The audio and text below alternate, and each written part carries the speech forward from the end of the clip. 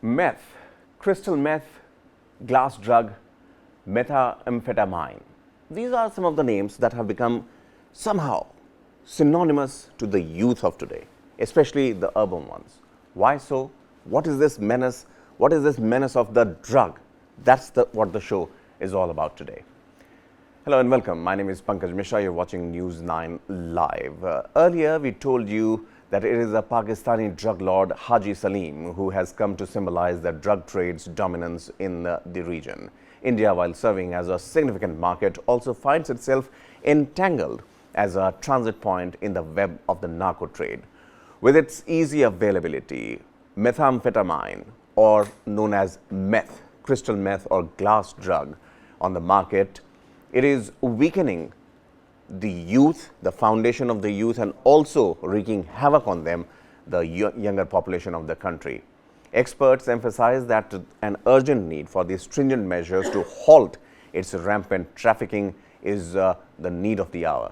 Alarming reports indicate that the proceeds from the meth trade are funneling into the funding terrorist activities in the South Asian region. Here's a look at the second documentary in the Meth series.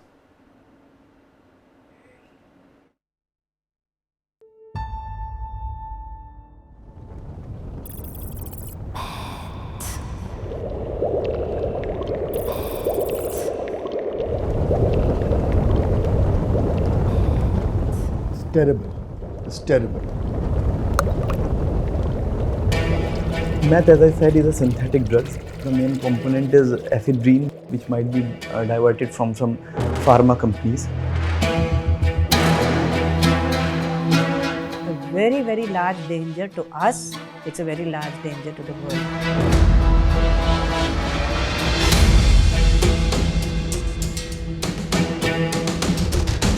पैसा देके अपने लिए मौत खरीद रही है। I only wanted meth and meth.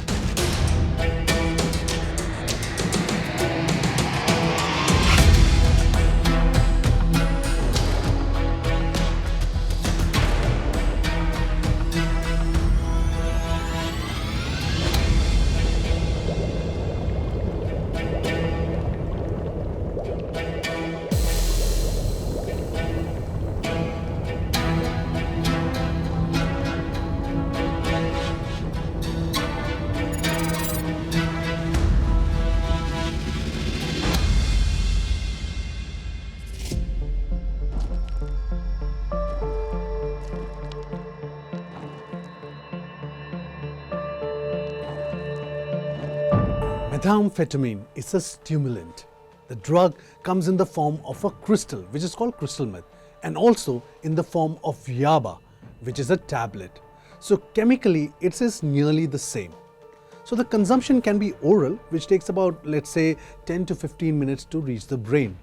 But it can also be burned to smoke, and then it reaches the brain within 15 seconds. And first thing that a user experiences is that they feel very good about it.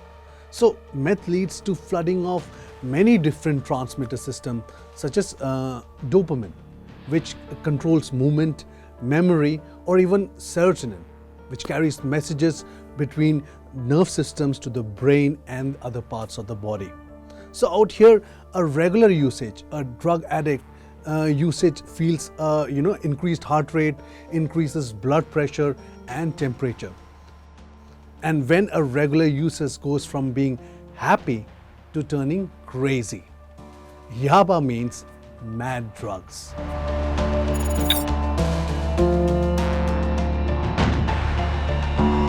So far as Indian market is concerned for the drug, I must say that India is a vast country, and definitely because it is sandwiched between the death crescent and death triangle.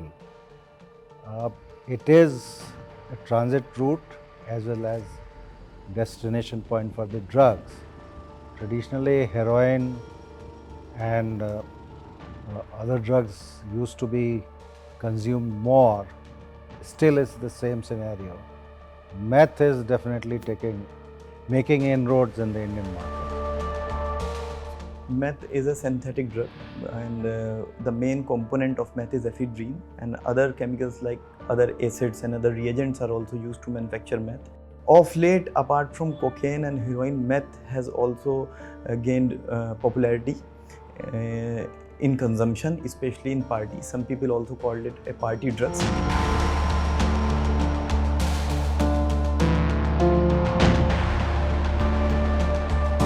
Meth is not available all over the country. However, it is mostly popular among the young population, late teen and early 20s, 16, 17, 18. This is popular because the reason is it is very cheap and it is very difficult to identify that someone is on drug. And so mostly it is in the colleges or the schools where they are in class 11th or 12th. In the land of freedom, selling dough like it's my only option. Too much rate to flush, it's in the safe house case the police. And I think meth also becomes a main component of drugs like ecstasy and other like party pills, which are quite common. So its usage over a period of time, especially in metro towns, especially in regions like Delhi and NCR, has grown, and thus the manufacturing and the people associated with manufacture and transport and peddling of meth has also grown up.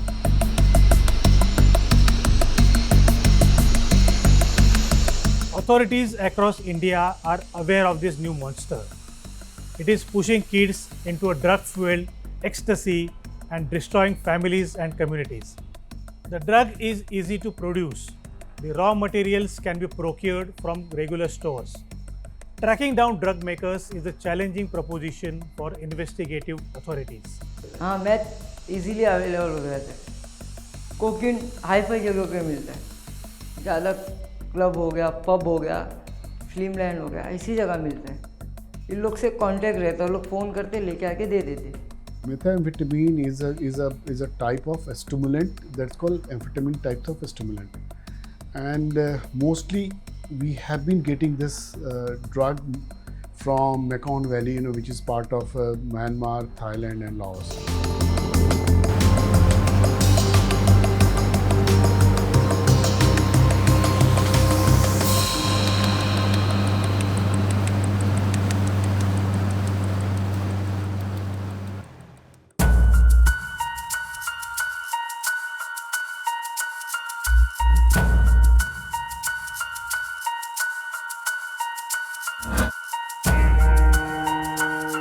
Methamphetamine has been produced largely in Myanmar and Afghanistan also.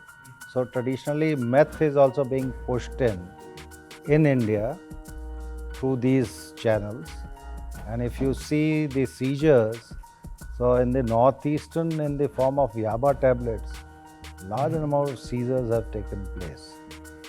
But of late, some of the chemical industries in India, particularly in the Western India, some illegal labs have come up, which have been busted also, wherein this methamphetamine has been produced. Illicit labs have come up, no doubt about it, on the borders also, northeastern borders, and some areas in Western India and Southern India. First link of these people who have been caught. Certain links with Northeast have been identified, and beyond Northeast, the border countries of Northeast, we'll try to ascertain that if there is some supply from Northeastern states to say neighboring countries, especially which fall under Golden Triangle. And apart from that, we have identified certain cargo companies, the number of certain cargo companies, where the cargo of those companies went might give us an indication into what were the international links. We are able to move beyond peddlers to the manufacturing units.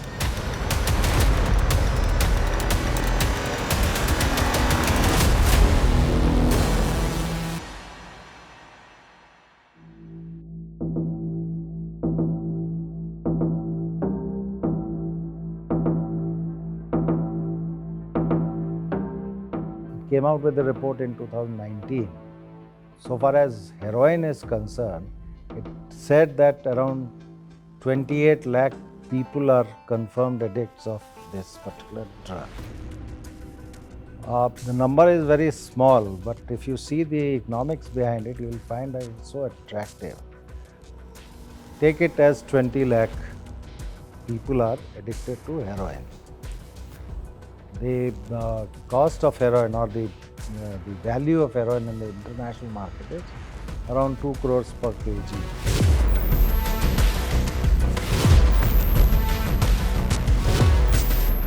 An addict requires 0.5 grams of heroin per day for his or her requirement. If you calculate that, per day 1 metric ton of heroin is required in India. And if you multiplied it with 365, it comes to 365 metric tons. Now multiply it with 2 crores per kg. We come up with the figure that is almost 1,44,000 crores per year only with heroin with this conservative estimate. The price of 1 kg meth in international market is nearly 1 crore. So the price of the meth we have recovered is running into hundreds of crores. So you can imagine the volume of money which is generated through this trade. And most of such dirty money goes into the terror activities and other organized criminal activities. These organized gangs, since a lot of money is generated through this trade, they are at times using their networks to sell money or they sell drugs and generate money for themselves.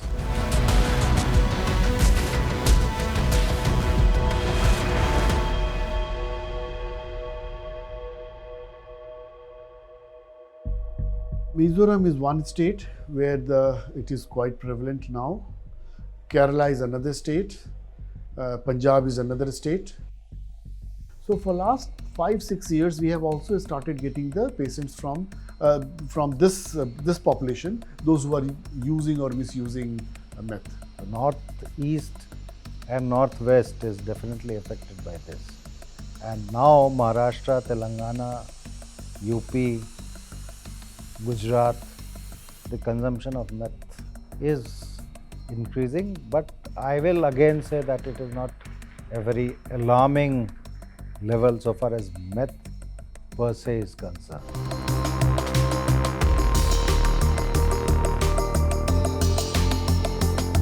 Meth debt, MD, हाँ meth मतलब debt. Compelled by my addiction, I jumped off the balcony in the midnight to get meth. Hi, my name is and I am a 17-year-old studying in 12th standard in.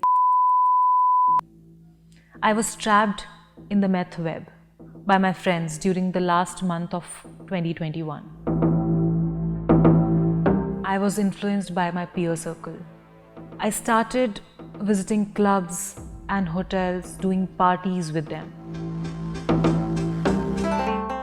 ज़्यादा over daring दिमाग चलता है, जो अपना mind है ना over चलता है. इसको खाने से ये होता है और नींद नहीं आती है. आदमी नींद नहीं आएगी तो रात भर भटकेगा. रात भर भटकने में शैतानी चरखे में नशे के चक्कर में कभी कोई घर खुला मिला, कोई कुछ खुला मिला, कोई टैक्सी में सोता वाला मिला, उनसे पैसा निकाल के चोरी करेगा.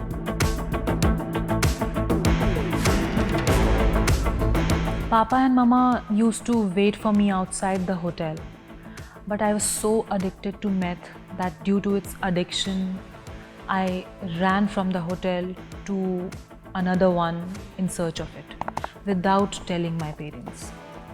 Compelled by my addiction, I jumped off the balcony in the midnight to get meth. At times, I used to put pillow below the quilt so my parents should think that I am sleeping. खोखला हो जाता sir, कुछ कर नहीं सकते अपन, एकदम उतरते जाता है इंसान, कुछ नहीं कर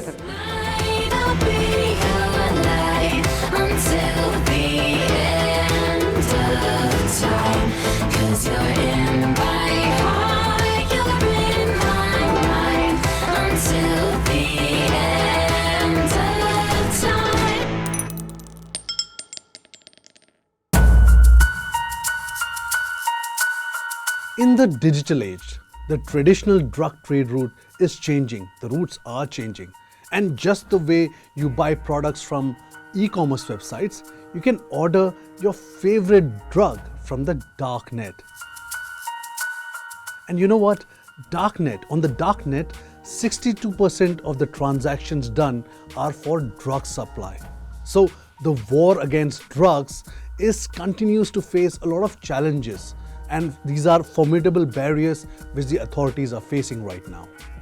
My experience is that this darknet is an unexplored area so far as the law enforcement agencies are concerned. Most of the party drugs or ecstasy drugs, MDMA, they are being procured through the darknet, and NCB had busted the darknet trade, in which a gang based at Lucknow was caught and their connections in Germany and Singapore was exposed. So it is very difficult to penetrate the darknet for the law enforcement agencies, but it is not impossible. And darknet is an area which is definitely growing, and it requires a lot of attention from the law enforcement agencies. The bigger challenge was revealed in NIA's December 2022 charge sheet after a seizure in Gujarat. Drug lords responsible for the meth trade are now eyeing a revival of terror groups like the LTTE. The coming together of the drug and terror network is the next big challenge for law enforcement agencies.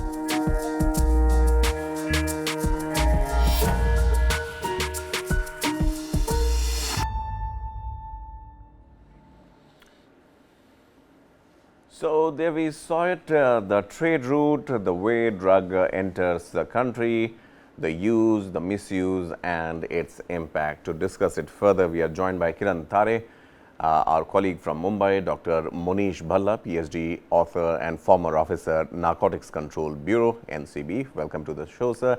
Ghulam Jilani, my colleague from News9, and PK Mishra, former ADG, BSF and former additional director, SPG. Thank you so much, gentlemen, for taking time out and speaking to us on this very crucial issue. Kiran, let me begin with you first, because we saw in this documentary when you explained that the entry points, especially the border regions like Mizoram, like Kerala for that matter, like Punjab. Do you believe that you are in Maharashtra, you are in Mumbai, this meth menace is also pretty rampant there? Yes, of course. Mumbai is one of the biggest landing points when it comes to the meth menace. Of course, we should remember that the Arabian Sea is one of the biggest transit point for meth, which come from Afghanistan, Iran and Pakistan, which is called as Golden Crescent. And from Pakistan, it comes to Kochi coast, not in the Kochi city, but in the middle of the sea. The boat was captured by the NCB, and that's how India became biggest transit point. That's how we came to know that Indians, particularly in this region, are vulnerable to the meth. When it comes to Mumbai, let me talk about Mumbai. In the Mumbai's market, upscale Mumbai areas like Bandra and Juhu and other Andheri, all these areas, you can find meth easily available for 1,500 rupees for 100 grams. This is the market rate I'm talking about. Okay. I had visited some of the areas there and I talked to a drug peddler. So he said the current rate is only 100 gram meth you can is available at 1,500 rupees. It is quite expensive. And this meth is adulterated. This is not a pure meth. Right. So imagine if one gets a pure meth, the price will go up. Mumbai's youths, the age group of 15 to 25, they are slowly getting addicted to meth. Mumbai's nightclubs, where meth is. When we did the first part of the story, I had received a call from one of the nightclub goers, and the person said, "Your story has hit the bullseye. We, the regulars at the nightclubs, are worried now because we see meth, rampant use of meth in our nightclubs, and this is a very alarming level."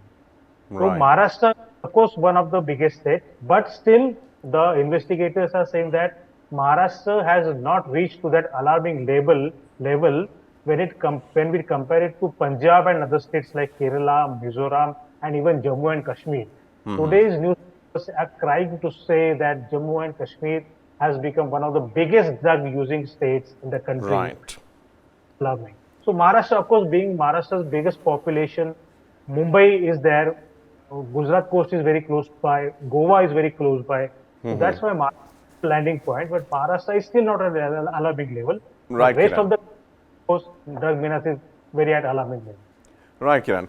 Kiran, and that's why we have Mr. P.K. Mishra, former ADG, BSF, and former Additional Director, SPG. Now, Dr. Bhalla will also be coming to you, but before that, we need to establish the in point, the input, where does this drug come from, and then later on, we come to how we arrest the situation.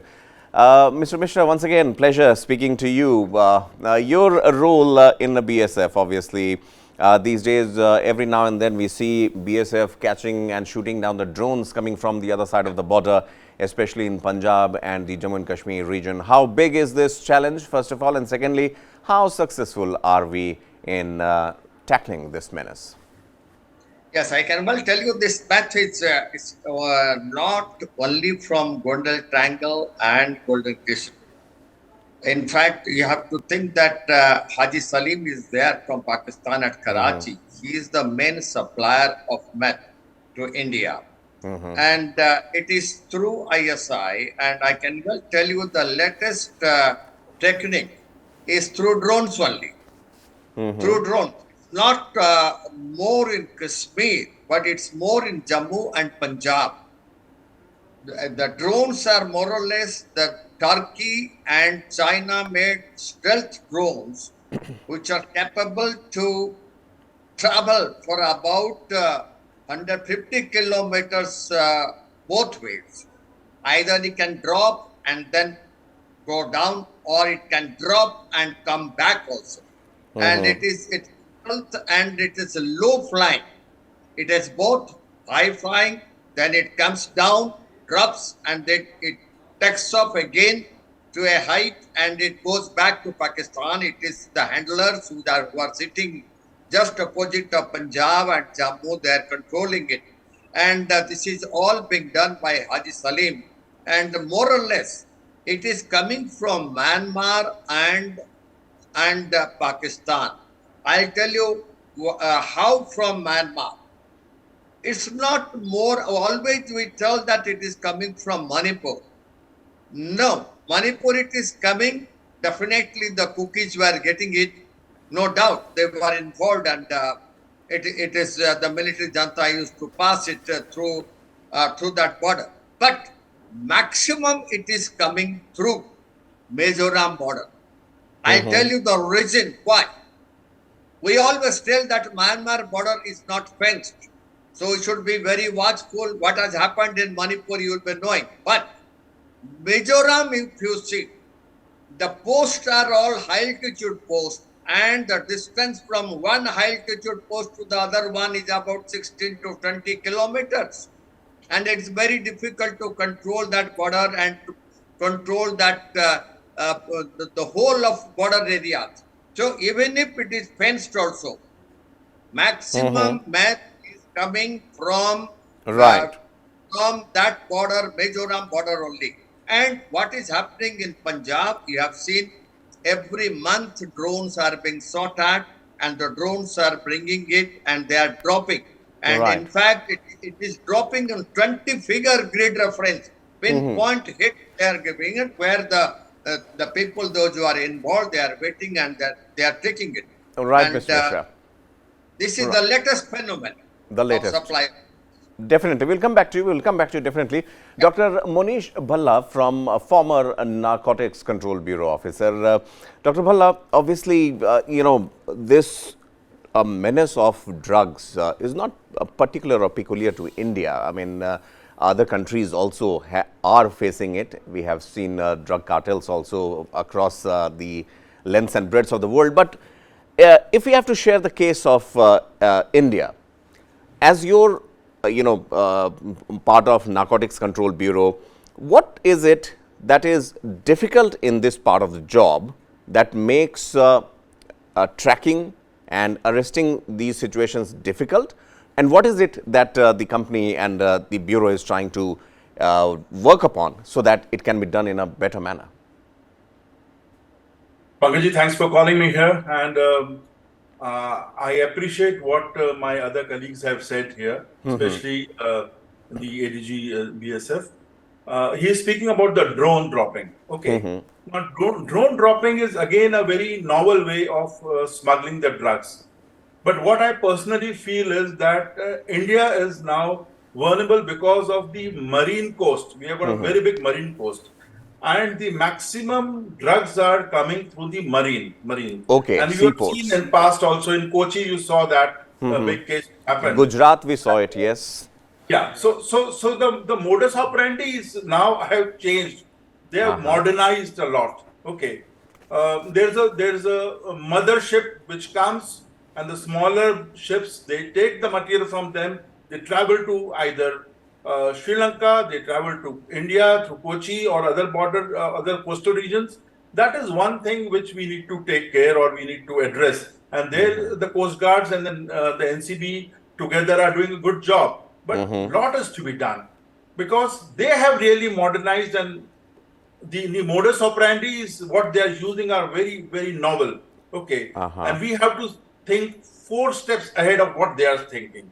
Now we need to have drones to monitor the borders, drones to monitor the coast. We just now the ADG sir told that the Mizoram area is vulnerable. Okay, we all know it's a very, very rough and a very, very difficult terrain to control. You can't have fencing across Mizoram, but now we have got a technology of drones, and we can also have a watch, keep a watch. That is how the country needs to address this situation now. Right. We cannot address this with the conventional ways what we were doing.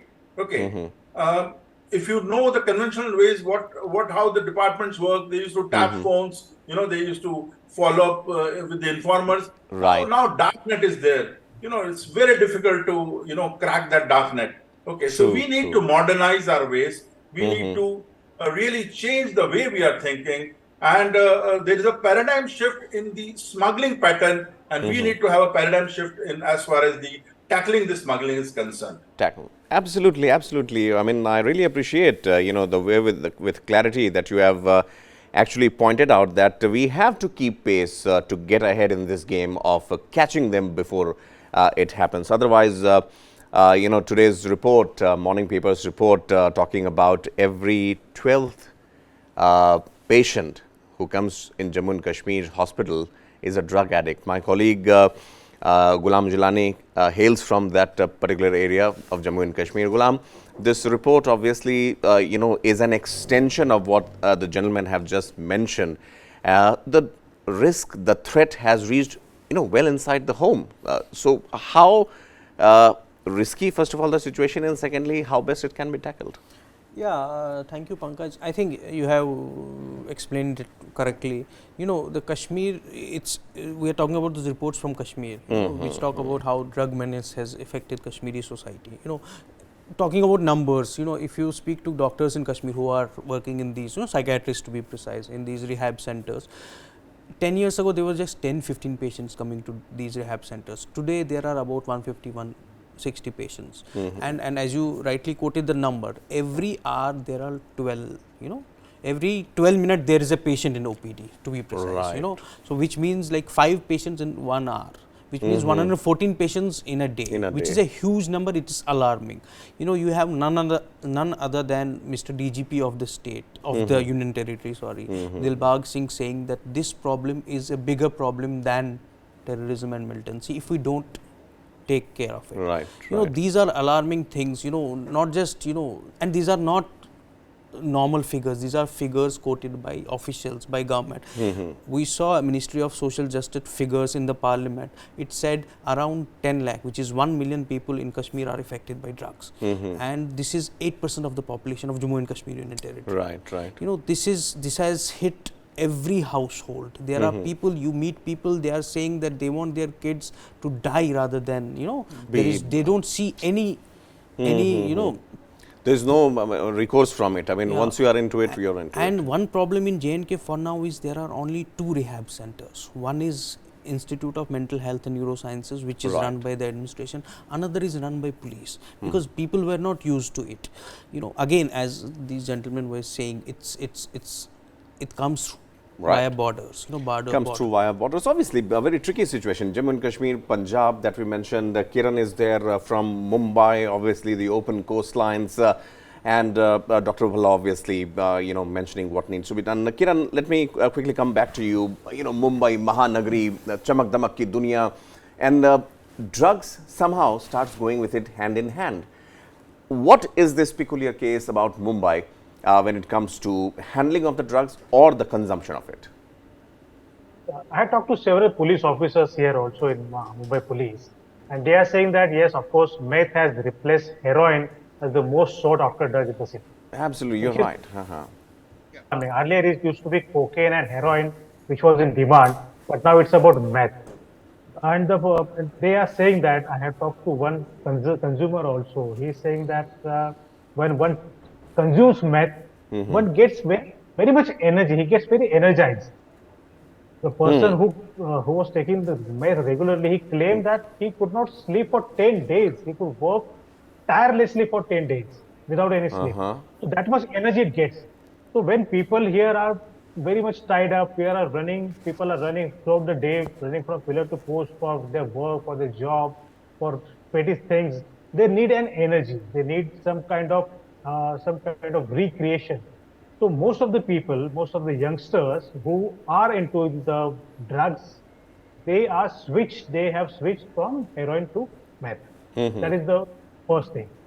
Second, if the Mumbai police or if the Maharashtra government are taking any action or not, but primarily their focus is still on heroin and cocaine only. They are not giving proper attention to the rising number of meth consumers in the city.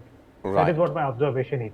Because the Maharashtra Home Minister, he has announced in the assembly that the state government is going to take very strict action against the drug peddlers. Right. And the peddlers are caught, not the suppliers, not the producers, those who are taking very small amount of the drugs, they are under scanner, but not the big suppliers who procure the Right. drugs from outside the city. Right, They are correct. still on the run. So Right. this is the where Maharashtra police is lagging behind. The third part, there is no proper coordination between the state agencies. The anti-corruption bureau, the anti-narcotics bureau, every state government has an anti-narcotics bureau, but there is hardly any coordination between the state units. Right. This is only of the Narcotics Control Bureau to go after the peddlers and the drug suppliers. But NCB has its own limitations. Unless and until the state bureaus they take very stringent actions, the drug menace is not going to stop anywhere. Right, the synergy is required. You're right, Kiran. Mr. Bhalla, I would like to come to you very quickly, and then I go to Mr. Mishra. Dr. Bhalla, there are two things that Kiran mentions. First, to go behind the big fish, and secondly, the use of meth over heroin. Now, is this very India specific? I wanted to know. देर रात तक जगे रहना, लंबे hours तक काम करना. Maybe the youth takes pride in it. That's why they fall for it. Pakaji, your question is very valid, but I'll tell you the reason behind it. A lot of people talked about golden triangle and golden crescent. I call it death crescent and death triangle. I don't call it golden anyway. Truly, nothing gold about it. True. There's nothing gold about it. Okay. Right. In my book, India Drug, I have extensively discussed these things. Okay. Especially wrote a chapter on this meth and why this is coming up in India. Okay.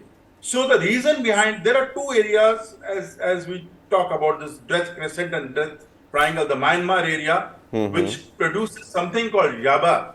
Okay. Now, yaba is a combo, it's a combination of meth and caffeine. It's very addictive. A combination of caffeine and meth. Okay. It's not pure meth. It's just 30% meth. Okay. It's very popular in Bangladesh and now it is catching up in India. Okay. Recently, Assam Rifles have seized something like 15 lakh tablets maybe. Okay. They are doing a good job. But and the second part is what is happening in Afghanistan. Why heroin?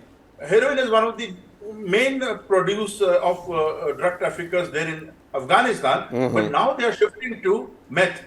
Why?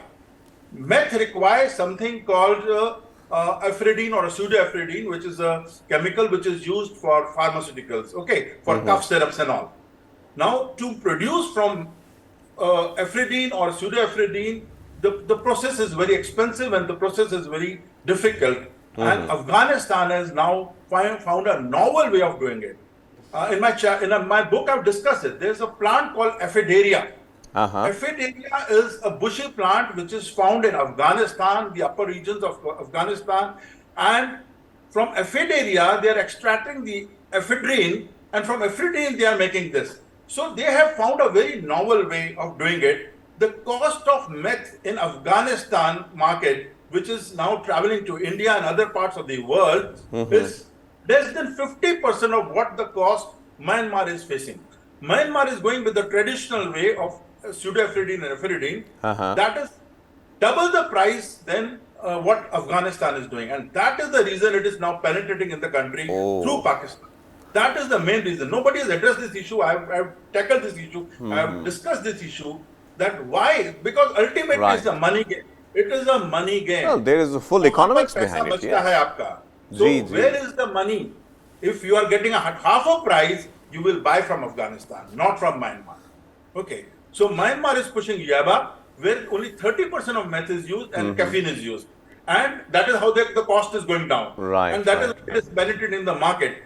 And that is why it is a cheaper drug than cocaine or heroin. It is a cheaper one as far as the value is concerned. That's why the youth is catching it. वो सस्ता मिलता है उनको. It's cheaper. Okay. And Afghanistan, with that new novel way of ephedaria, their cost is 50% than the international cost. And that is where the game is. Right. Dr. Bhalla, I am informed and I am appalled equally at the same time knowing this, because there is a parallel economy. Mr. Mishra, you know, if you look at it, there seems to be some sort of as you would say, a parallel business going around both from the western and the eastern frontiers of the country.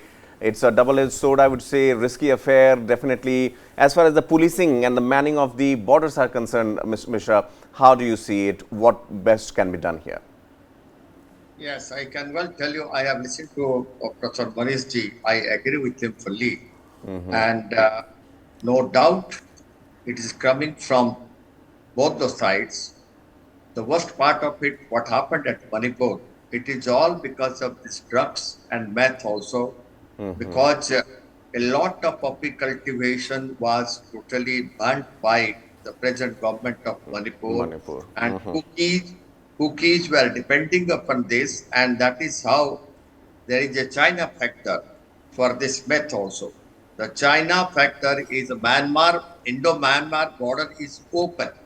It is not fenced. It's only 25 to 27 kilometers in More border it is fenced. Otherwise, it is open border. And for selling their goods, the local people can cross over for 10 to 12 kilometers both sides. And that is the problem we are facing. And the meth is coming from Myanmar very easily.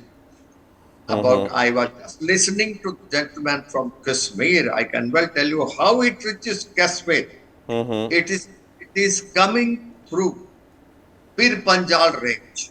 The latest is Pir Panjal is flooded with meth, and this it is coming through drones and drones and drones. And another way it reaches Kashmir is through Punjab border.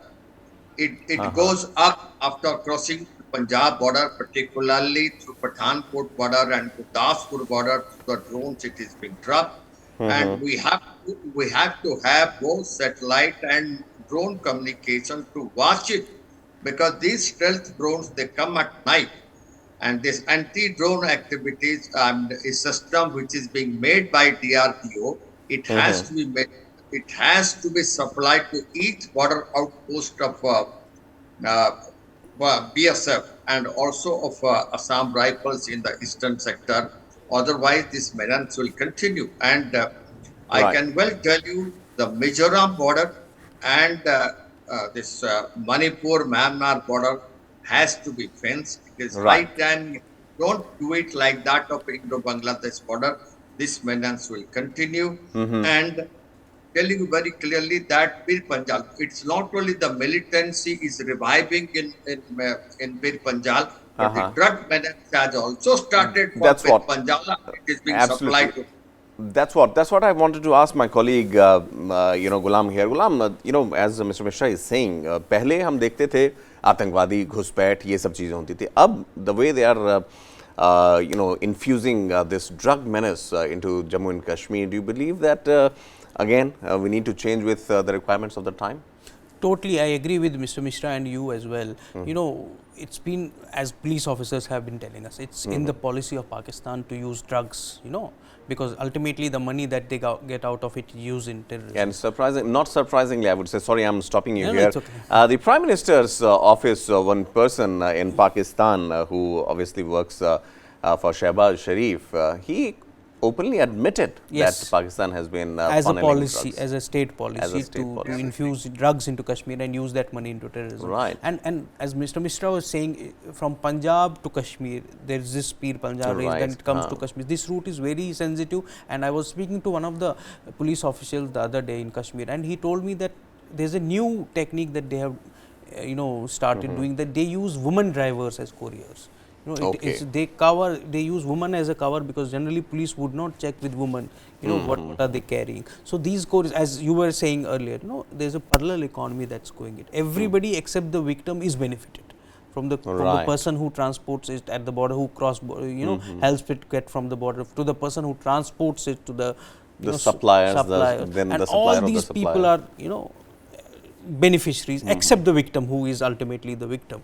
And if you talk about the money, there was a survey in Kashmir which talked about at least an average age of a person affected by drug is 28 years old. You can imagine what is the lower age. Right. And an average money spent by a user in Kashmir on drugs is 88,000 rupees. You can see how much money it is involved in it. It's at the level of the user. Forget about how much money the beneficiaries get. So it is a problem that has entered every household in Kashmir. If you go to any police station, you will see parents coming with their grievances to cops that my son is doing this. And if you don't, as our doctors would say, if you don't get drugs, you get involved into all these law and order situations. There was a case which I personally saw at a deputy SP's office in Srinagar. I would mention the police station also. It was at the Shergadi police station. A mother would, 65-year-old woman, she came to this cop and asked for help. She said her son is going out and he is banging everything that comes. He's beating up everybody that comes in his way. So then the cop helped her and asked the psychiatrist in the police department to get her to that rehab center. And she didn't know it's drug menace. There is unawareness also. Dr. Balla, how important it is to not just catching the culprit, but also be prepared, and these measures of having rehab centers, of having understanding in the society also that yes, there is still hope, and how best we can avoid our youth and children from falling into this trap. Your take on it? See, rehab centers per se, if you see the number of rehab centers, the number of quality rehab centers are much less than what we really need. One. There might be a lot of rehab centers, but then there is not a quality of good rehab center. And in fact, I've been doing a study on rehab centers in the country. I've been trying to talk to a lot of people who run the rehab centers. I've tried to visit few rehab centers, and I've found that in the rehab centers, there are variety of things happening. There are few rehab centers who are very compassionate, and they are nice people who treat scientifically the issue. But there are some which are just there to make money. Okay, so the government should now try to control all the rehab centers and specifically see that we have got enough good rehab centers to tackle this problem. Because if you see the numbers, you'll be surprised how many addicts we have got in this country. I was just going through the figures in Haryana, which is the next Punjab is happening. In last 7 years, 7 lakh people, addict people, have joined a rehab center for a program. 7 lakh. And I believe that only 10% or maybe 5% people go for a rehab center voluntarily. They don't go. So if 100 people are addicted, maybe 5 or 10 will go there. And if 7 lakh have gone there, see the number of figures. Okay. Just a friend was saying about Jammu and Kashmir. Jammu and Kashmir has got more addicts than Punjab. That's the fact. That's the report. Okay. But do we really have those quality rehab centers there? So we need to escalate this whole issue. Right. We need to have very good rehab centers where we need to see ultimately they are the victims, and we have to deal with a very soft heart. Very soft heart. Not with a fist. Not Absolutely, with a fist. absolutely, Dr. Bhalla. Kiran, two things come to my mind, obviously. First thing is that when it comes to tackling such scenarios, we had a situation in Mumbai a few months ago where one of the Bollywood's top personalities, Shah Rukh Khan, I mean, it's no hidden fact, his son was embroiled in one of the controversies. That was something that brought the attention of the country, of the world towards drug menace, but then it drifted to something else. That's a different aspect of it. But Mumbai, coming back to it, do you believe that it is the upper echelons of the society that is becoming a brand ambassador to the consumption of drugs, especially in tier 1 cities like Mumbai, that lower down the order, if you go towards to the lower strata in the society, somehow to match them, to be a part of that ensemble, this drug culture, just like smoking, is picking up?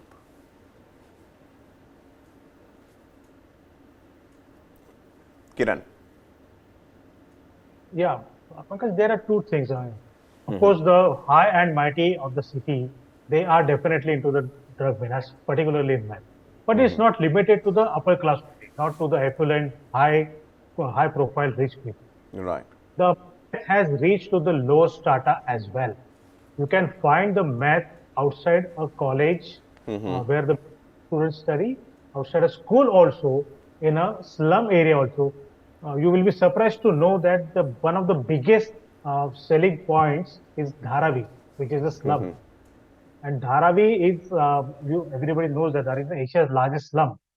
So meth is not limited to only the high profile people, it has reached to the low strata as well.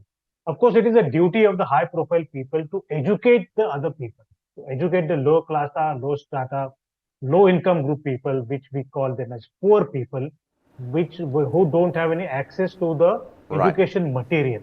Of course, this is their duty, but at the same time, with the law enforcement agencies, they should also come forward to educate the people on the side effects of the drug. Kiran, we are running out of time. Thank you so much. Law enforcement is one key aspect to it. I'm sorry I'm stopping you. Mr. Mishra, final word from you.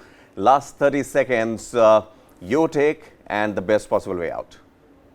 Yes, I can well tell you that I was just listening to Jammu and Kashmir. I'll tell you what the reason, because the radicalization of youths are maximum in whole of Kashmir, and that is why this system of meth coming to Kashmir is maximum, because ISI is involved on this, and the youths of Kashmir, they are being radicalized and they are being given meth to take.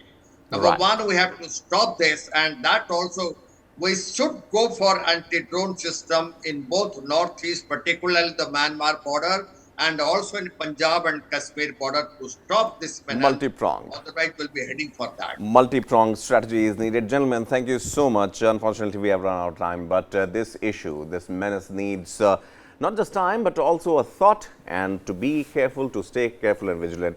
That would be the need of the hour. Meanwhile, we take a short commercial break here, but on the other side, you can watch a special documentary, Small is Big, from News9 Plus. It's going to be history now, but the SMEs, like the rest of the world, really discovered the power of technology to accelerate business, and that's here to stay. The opportunity ahead for them is actually very strong. They will drive India's growth. COVID-19, it's luckily behind us. I mean, we just recorded one of the probably lowest numbers of infections. But having said that, it's been a mixed bag. Of course, the world was in despair. India was at despair. businesses, really lost money. Quite frankly, revenues were badly hit and they have still not fully recovered. But we put measures in place. We have not laid off one single employee from the company anywhere in the world. In fact, we had to pay employees to sit at home for a while, which we did. The topmost management, including me, we actually took a hit personally, which was the right thing to do. So some say desperate times call for desperate measures, and that's exactly what happened. Enterprises at large and SMEs also in India, they were really forced to adopt technology. They were forced to come out with winning solutions, come out of their shell really. And boy, did they. COVID kind of forced us. Look at how we used to make payment. Our restaurants were shut, but where did we find an opportunity is through, home delivery. That also helped us give our employees who were sitting at home employment. Pre-COVID, we were just a discovery platform where buyer and seller would come, find each other, find their telephone number or email ID or some kind of a communication, and then take it off the platform. Amount of those buyers and suppliers increased considerably during the COVID, and we focused a lot on category-based relevancy, behavior-based relevancy, to be able to make the right kind of with the buyer with the right kind of suppliers. That increased to a minimum threshold where the network effect started to happen better, which improved our relevancy and return on investment either by buyer on the effort side or on the seller on the actual money side. So we've got to understand the context. The whole world was reeling under economic pressure. India was no exception as well. There was no choice for the government. They had to come up with policy measures, with structural reforms that would enable SMEs to grow. The whole idea of bolstering the supply side measures stemmed from the fact that the government had to make sure that the SMEs continue to fire on all cylinders. As a result of that, India was among the fastest growing economies, as we saw later.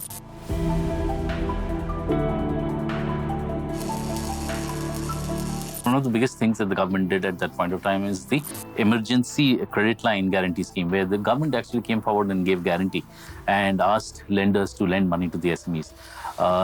This was initially at 4.5 lakh crores and now it's been increased to 5 lakh crores. So many MSMEs, it was a lifeline for them, when they were grappling with cash flows. The other big thing that the government did was, the fund of funds. So it's a mother and a daughter fund.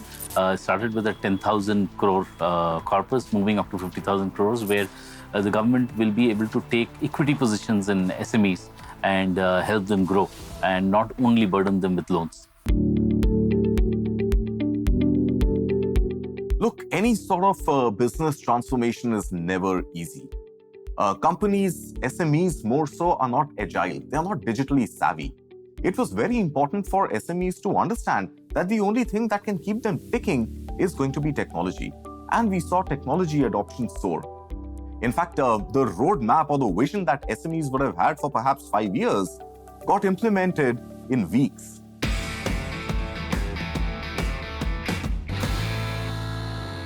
Industry associations like CII are supporting SMEs through adoption of technology, through adoption of quality practices, through use of innovation to accelerate growth, to create new products. SMEs lost a lot of business. Where did it go? It went to the e-commerce players, for example, Amazon, Flipkart, and so on. So the realization within the SMEs that they also need to go digital to reach out to that huge mass base of consumers which are out there, I think that stuck them.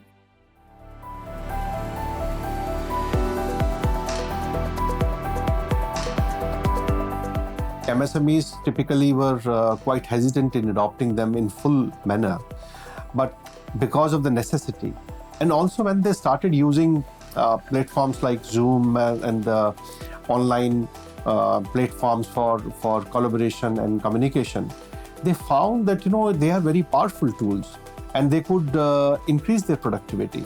And while they were working from home, they could still continue their production, especially in certain sectors like chemicals, pharmaceuticals, packaging, and so on. They did very, very well even during the peak pandemic period. So that shows digital technology, I think, has been the biggest gainer in itself as well as for the MSMEs. One point I do want to make, which I find quite exciting. I find the open networks, ONDC, etc., probably the most exciting thing I've heard of in India. It's, ONDC is like the internet. I know we're not treating it as such now, but it truly is like the internet. And it's an open public platform for everybody to participate in. It's a phenomenal vision. Two, at the same time, distribution has changed. Right now, delivery companies are finding ways to deliver anything to you from one city to another in one day. When that falls into place, that will actually change what we can do, because even if our physical infrastructure isn't as capable as it needs to be, our virtual infrastructure, or this hybrid infrastructure we're putting into place, is becoming world-beating, best of class. Well, the policy measures are in place. SMEs have adopted technology. They're using it to the hilt. I think it's time to stop looking back at the challenges that were and really focus on the opportunities up ahead of them. As large brands start manufacturing here in India, you would see that ecosystem of small MSME manufacturers of the components come around those. For example, recently, we received a delegation from Yangsan province from South Korea. So the South Korean companies have evinced great interest in putting up plants here in the electronic segment. So these 26 companies that came were essentially SMEs, and they were looking for partners. So once a large company comes here, like Suzuki, once Suzuki comes, then at least 200 part and component suppliers of the company will form joint ventures in the SME space. So these three very different reasons for that. One is very much the financial platforms and the framework that has been put into place, which is you're now beginning to see the benefits of all of that. The GST framework, the bank accounts that have been opened, the access to GST data, the access to a financial stack of bank accounts and all the other information, which is allowing a lot of new players to come on, use the APIs from those platforms and lend against it. I think that's a big move. Two, distribution has changed in India a lot. And I think that's a new phenomena that we're going to see going forward. So distribution through e-commerce websites, ONDC that is coming up, etc., will all change the game as we go.